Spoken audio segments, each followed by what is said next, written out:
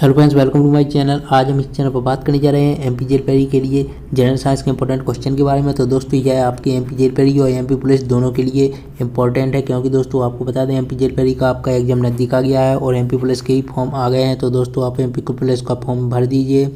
और दोस्तों आपको बता दें एमपी पुलिस वालों के लिए यह क्वेश्चन सीरीज बहुत ही इंपॉर्टेंट है, क्योंकि दोस्तों यहाँ पर वही क्वेश्चन आपके लिए लाए जा रहे हैं जो आपके पहले आ चुके हैं या आने की ज़्यादा से ज़्यादा संभावना है। तो चलिए दोस्तों स्टार्ट करते हैं। अगर आप एसएससी रेलवे की तैयारी कर रहे हैं तो वो भी अटेम्प्ट कर सकते हैं, मतलब अगर आप सीएचएसएल और एनटीपीसी की भी तैयारी कर रहे हो तो दोस्तों चलिए स्टार्ट करते हैं। पहला आपका क्वेश्चन है यहाँ पर निम्न में से पहला क्वेश्चन है पहिए में बॉल बेयरिंग का क्या कार्य है। तो यहाँ पर ऑप्शन है स्थैतिक घर्षण को गति घर्षण में बदलना, घर्षण को बढ़ाना, सुविधा के लिए गतिज घर्षण को बेलन घर्षण में बदलना। इसका राइट आंसर है आपका स्थैतिक घर्षण को गतिज घर्षण में बदलना। यह आपका पहिए में जो बॉल बेयरिंग होती हैं उनका काम है, यह आपको ध्यान रखना है। अगला क्वेश्चन है जे थॉमसन को किसकी खोज के लिए भौतिकी में नोबेल पुरस्कार मिला। तो यहाँ पर ऑप्शन है न्यूक्लियस, प्रोटॉन, इलेक्ट्रॉन, न्यूट्रॉन। तो दोस्तों इसका राइट आंसर है आपका इलेक्ट्रॉन। जी हाँ दोस्तों, जे थॉमसन ने इलेक्ट्रॉन की खोज की थी, उसके लिए उन्हें भौतिकी में नोबेल पुरस्कार मिला। न्यूट्रॉन की खोज किसने की थी? वह की थी दोस्तों चैडविक ने, यह आपको ध्यान रखना है। चैडविक ने न्यूट्रॉन की खोज की थी। अगला क्वेश्चन है आपका यहाँ पर जे थॉमसन, ये तो आपका हो गया। अगला क्वेश्चन है आपका यहाँ पर हीरे की चमक का क्या कारण है। तो यहाँ पर ऑप्शन है प्रकाश का बाहरी परावर्तन, प्रकाश का पूर्ण आंतरिक परावर्तन, बहुलित आंतरिक परावर्तन, बहुलित बाहरी परावर्तन। इसका राइट आंसर है आपका प्रकाश का पूर्ण आंतरिक परावर्तन। जी हाँ दोस्तों, पूर्ण आंतरिक परावर्तन के बारे में हम पहले आपको बता चुके हैं दोस्तों। इससे ही आपका हीरा चमकदार दिखाई पड़ता है, पूर्ण आंतरिक परावर्तन से। अगला क्वेश्चन है आपका यहाँ पर वह धातु कौन सी है जो पानी को अत्यधिक प्रदूषित करती है। तो यहाँ पर ऑप्शन है पोटेशियम, आर्सेनिक, मैग्नीशियम, सीसा। तो दोस्तों इसका राइट आंसर है आपका आर्सेनिक। जी हाँ दोस्तों, आर्सेनिक एक उपधातु है, यह आपको ध्यान रखना है। सब मेटल है जो पानी को अत्यधिक प्रदूषित करती है।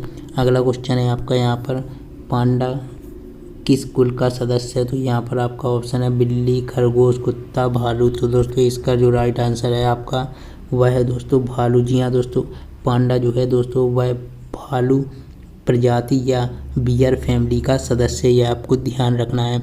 अगला क्वेश्चन है आपका यहाँ पर मोबाइल फ़ोन का आविष्कार किसने किया था। तो यहाँ पर ऑप्शन है Martin Kapoor, Fahrenheit, Robert Watson, Eckert एवं मोस्ली। तो दोस्तों इसका राइट आंसर है आपका मार्टिन कपूर। मार्टिन कपूर ने आपका मोबाइल फ़ोन का आविष्कार किया था। थर्मामीटर का आविष्कार फॉरेनहाइट ने किया था। रॉबर्ट वाटसन ने आपका रडार का आविष्कार किया था। एकर्ट एवं मोस्ली ने इलेक्ट्रॉनिक कंप्यूटर का आविष्कार किया था। तो यह आपको ध्यान रखना है। अगला क्वेश्चन है शुष्क सेल का एनोड किससे बना होता है। तो यहाँ पर ऑप्शन है ग्रेफाइट, कैडमियम, जस्ता यानी जिंक और सीसा। तो दोस्तों यहाँ पर सीसा यानी लेड। तो दोस्तों यहाँ पर आपका राइट आंसर है आपका जिंक। जी हाँ दोस्तों, जस्ता का आपका यहाँ पर क्या बना होता है? शुष्क सेल का एनोड बना होता है, जबकि कैथोड आपका ग्रेफाइट का बना होता है। मतलब अगर आपसे पूछा जाए कि शुष्क सेल में कैथोड के रूप में या फिर शुष्क सेल में ग्रेफाइट किसके रूप में काम करता है, तो किसके रूप में करता है? ग्रेफाइट कैथोड के रूप में। या कैथोड के रूप में कौन काम करता है? तो वह करता है ग्रेफाइट। अगला क्वेश्चन है आपका यहाँ पर डिमेंशिया किसके कारण होता है। तो यहाँ पर ऑप्शन है पेट के संक्रमण के कारण, रक्त संक्रमण के कारण, कैल्शियम की कमी से, HIV संक्रमण के कारण। तो इसका राइट आंसर है आपका HIV संक्रमण के कारण, मतलब HIV इसमें इन्फेक्शन के कारण आपका क्या होता है? डिमेंशिया नामक बीमारी होती है, यानी रोग होता है।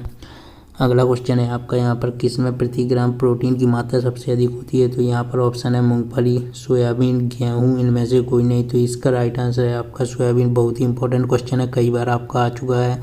अगर आपसे पूछा जाए कि प्रति ग्राम प्रोटीन की मात्रा सबसे अधिक या सबसे अधिक मात्रा में प्रोटीन किस में पाया जाता है, तो वह है सोयाबीन। यह आपको ध्यान रखना है, यह आपको ध्यान रखना है। अगला क्वेश्चन है आपका यहाँ पर एक ऊंची इमारत से एक गेंद 9.8 मीटर प्रति सेकंड स्क्वायर की एक समान त्वरण के साथ गिराई जाती है। 3 सेकंड के बाद उसका वेग क्या होगा। तो यहाँ पर आपके ऑप्शन है यहाँ पर 29.40, 9.80, 39.30 नैनोमीटर। तो दोस्तों यहाँ पर आपको त्वरण का फॉर्मूला पता होना चाहिए, वेग अपॉन टाइम। तो दोस्तों यहाँ पर आपको सिर्फ वेग का यहाँ पर आपका फॉर्मूला क्या निकलेगा? A/T यानी त्वरण इंटू समय। तो दोस्तों ये आपका यहाँ पर त्वरण है 9.8 और आपका टाइम है 3। तो दोस्तों यहाँ पर आपका आंसर आ जाएगा 29.40 मीटर प्रति सेकंड। दोस्तों आपको बता दें यहाँ पर 29.4 मीटर प्रति सेकंड आपका यहाँ पर राइट आंसर होगा। और यहाँ पर आपको बता दें इसका आपको मात्रक भी पूछा जाएगा कि त्वरण का मात्रक क्या होता है, तो दोस्तों मीटर प्रति सेकंड स्क्वायर होता है। दोस्तों ये आपको ध्यान रखना है और वेग का भी आपको ध्यान रखना है। अगला क्वेश्चन है आपका यहाँ पर किस कोण पर एक प्रक्षेप यानी प्रोजेक्टाइल अधिकतम क्षैतिज सीमा हॉरिजॉन्टल रेंज प्राप्त करेगा, तो यहाँ पर ऑप्शन है 90 डिग्री, 45 डिग्री, 75 डिग्री, 120 यानी 120 डिग्री। तो इसका 45 डिग्री राइट आंसर है। 45 डिग्री के कोण पर एक प्रक्षेप यानी प्रोजेक्टाइल अधिकतम क्षैतिज सीमा प्राप्त करेगा यानी हॉरिजॉन्टल रेंज प्राप्त करेगा, यह आपको ध्यान रखना है। अगला क्वेश्चन है आपका यहाँ पर हेपेटाइटिस बी निम्न में से किसके कारण होता है, तो यहाँ पर ऑप्शन है वायरस, बैक्टीरिया, परजीवी, उपरोक्त सभी। तो दोस्तों यह इसका राइट आंसर है आपका वायरस के कारण। जी हाँ दोस्तों, हेपेटाइटिस बी बीमारी आपकी वायरस के कारण होती है और यह किसको प्रभावित करती है, यह लीवर को प्रभावित करती है। इसमें आपकी लीवर में सूजन आ जाती है और जलन भी पैदा होती है, तो यह आपको ध्यान रखना है। हेपेटाइटिस बी बीमारी आपके लीवर से संबंधित है और किसके कारण होती है, वायरस के कारण होती है। वायरस के कारण होती है, यह आपको ध्यान रखना है। अगला क्वेश्चन है आपका यहाँ पर पीएच स्केल का उदासीन मान कितना होता है, तो यहाँ पर ऑप्शन है 7 के बराबर, 9 से कम, 6 से कम, 11 से कम।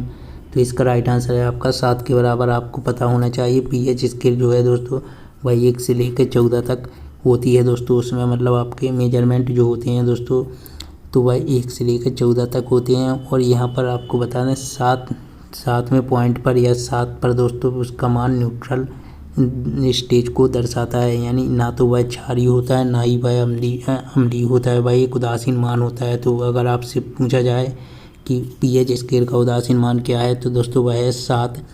और दोस्तों अगर 7 से आप लेफ्ट साइड में जैसे बढ़ते जाएंगे तो यहाँ पर अम्लीयता आपकी बढ़ती जाएगी, जबकि 7 से आप राइट साइड में बढ़ते जाएंगे तो आपकी क्षारीयता बढ़ती जाएगी। ये एक चीज़ और ध्यान रखना है दोस्तों। पीएच मान 5.5 से मुंह में पीएच मान 5.5 से कम होने पर आपके दांतों का क्षय प्रारंभ हो जाता है, तो यह भी आपको ध्यान रखना है, क्योंकि यह क्वेश्चन पूछा जाता है कितने पीएच मान से कितने मान से कम होने पर आपका पीएच मान कितने पर आपका जहाँ दांतों का क्षय प्रारंभ हो जाता है। तो यहाँ पर आपको ऑप्शन में मिलेगा दोस्तों इस प्रकार 6.5, 5.5।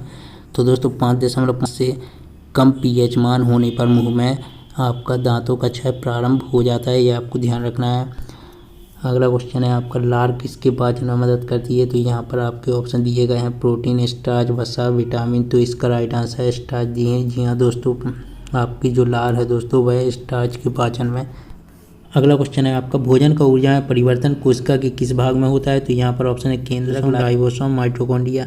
इसका राइट आंसर है आपका माइटोकॉन्ड्रिया। जी हाँ दोस्तों, भोजन का ऊर्जा में परिवर्तन आपका कोशिका के माइटोकॉन्ड्रिया में होता है, यह आपको ध्यान रखना है। माइटोकॉन्ड्रिया को कोशिका का पावर हाउस भी कहा जाता है।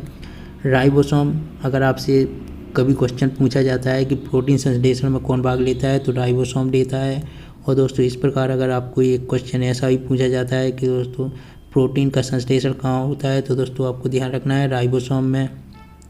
और दोस्तों इसमें क्या पाया जाता है, दोस्तों इसमें आरएनए और प्रोटीन पाया जाता है, यह भी आपको ध्यान रखना है।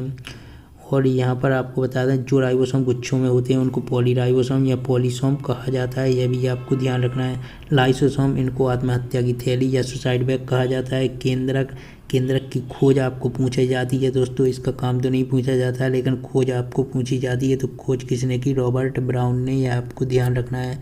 रॉबर्ट ब्राउन ने आपके केंद्रक की खोज की थी। लाइसोसोम की खोज की थी डी डुबे ने, यह भी आपको ध्यान रखना है। और आपकी राइबोसोम की खोज की थी वह थे दोस्तों पेरेट ने की थी। माइटोकॉन्ड्रिया की खोज किसने की थी, माइटोकॉन्ड्रिया की खोज की थी आपकी वह की थी दोस्तों अल्बर्ट वॉन। दोस्तों यहाँ पर लिख नहीं पा रहे हैं। अल्बर्ट वॉन कोलिकर ने आपकी किसकी खोज की थी, माइटोकॉन्ड्रिया की। किसकी खोज की थी, माइटोकॉन्ड्रिया की खोज की थी। अगला क्वेश्चन है आपका यहाँ पर आवर्त सारणी में सबसे क्रियाशील अधातु कौन सा है, तो यहाँ पर ऑप्शन है फ्लोरीन, मैग्नीशियम, लिथियम, इनमें से कोई नहीं। तो इसका राइट आंसर है आपका फ्लोरीन। जी हाँ दोस्तों, अगर आपसे सब सर्वाधिक क्रियाशील अधातु पूछा जाए तो दोस्तों कौन है दोस्तों, फ्लोरीन है, यह आपको ध्यान रखना है। और यहाँ पर आपको बता दें मैग्नीशियम नहीं, आपको यहाँ पर बता दें लिथियम। तो लिथियम के बारे में भी आपका क्वेश्चन आता है कि सबसे हल्की धातु कौन सी है, तो दोस्तों आपकी लिथियम है। और सबसे भारी धातु कौन सी है, तो वह है आपकी ओस्मियम। तो यह भी आपको ध्यान रखना है। अगला क्वेश्चन है आपका यहाँ पर कौन सी वेसल किडनी में रक्त लाती है, तो यहाँ पर आपका ऑप्शन रेनाल धमनियाँ यानी रेनाल आर्टरी, रेनाल नस यानी रेनाल वेन, ये और भी दोनों नन ऑफ दी। तो दोस्तों जो रेनाल वेन है दोस्तों, यह क्या करती है दोस्तों, यह किडनी में ब्लड को लाती है। तो दोस्तों आपको अगर पूछा जाए कि किडनी में ब्लड को कौन पहुंचाती है, तो दोस्तों तो वह है दोस्तों रेनाल वेन। तो दोस्तों ये आपको ध्यान रखना है, रेनाल वेन। और दोस्तों यहाँ पर आपको बता दें किडनी का काम क्या है दोस्तों, तो किडनी का काम है ब्लड का फिल्ट्रेशन करना। ब्लड को फिल्टर कौन करता है, या किडनी करती है, यह आपको ध्यान रखनी है। इसका वजन भी ध्यान रखना है, 140 ग्राम इसका वजन होता है दोस्तों।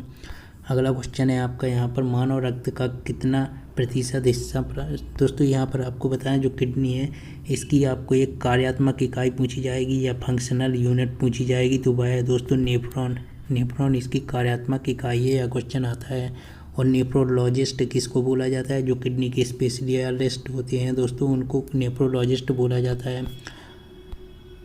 अगला क्वेश्चन है आपका यहाँ पर मानव रक्त का कितना प्रतिशत हिस्सा प्लाज्मा होता है, तो यहाँ पर ऑप्शन है 65%, 55%, 40%, 35%। तो ये दोस्तों यहाँ पर इसका राइट आंसर है 55%।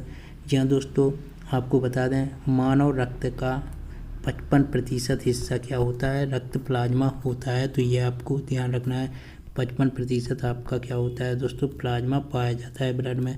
और इसमें से 90% पानी होता है, और बाकी आपके कार्बनिक पदार्थ होते हैं, प्रोटीन होते हैं। तो दोस्तों यह भी आपको ध्यान रखना है।